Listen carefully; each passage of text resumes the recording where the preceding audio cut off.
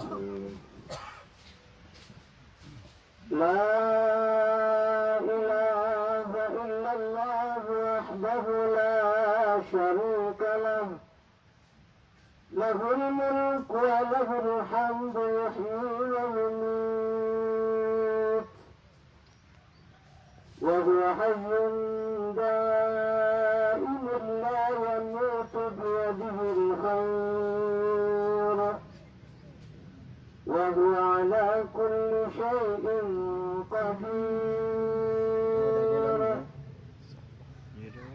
كل نفس ذائقة الموت وإنما توفون أجوركم يوم القيامة ومن زحزح عن النار وأدخل الجنة فقد فاز وما الحياة الدنيا إلا متاع الغرور يا أمة الله بنت عبد الله يا صاحب هذا القبر اذكر الأهد الذي خرجت عليه من دار الدنيا إلى دار الآخرة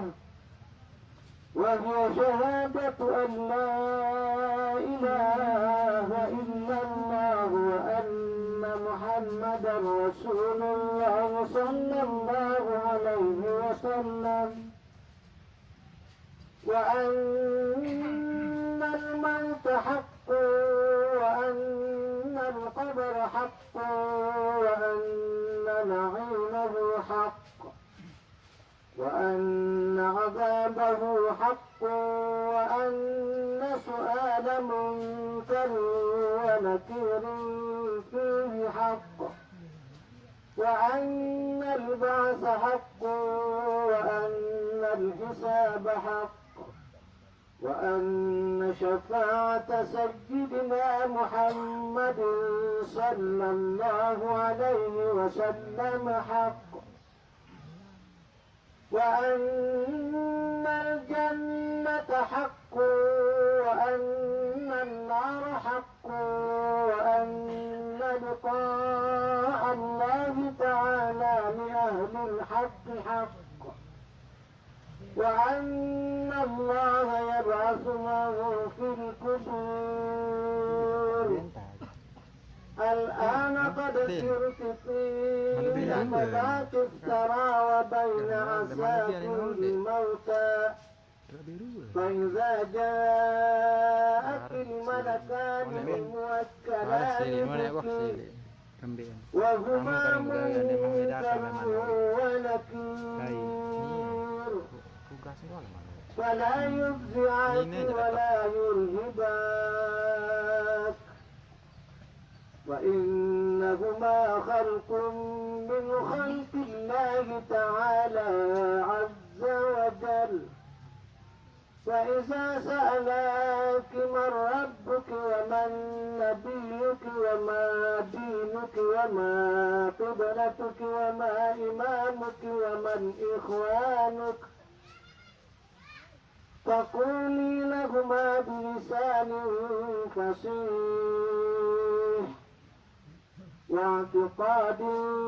صحيح الله ربي ومحمد نبيي والإسلام ديني والكعبة قبلتي والقرآن إمامي والمسلمون والمؤمنون إخواني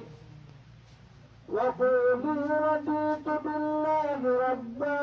وبالإسلام دينا وبمحمد صلى الله عليه وسلم نبيا ورسولا على ذلك حييت وعلى ذلك متي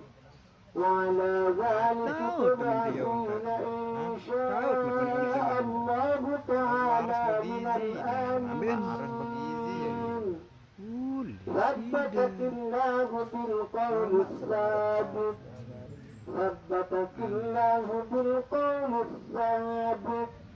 ثبتك الله بالقول الثابت يثبت الله الذين آمنوا بالقول الثابت في الحياة الدنيا وفي الآخرة يا أيتها النفس المطمئنة ارجعي إلى ربك راضية مرضية فادخلي في عبادي وادخلي جنتي. الفاتحة.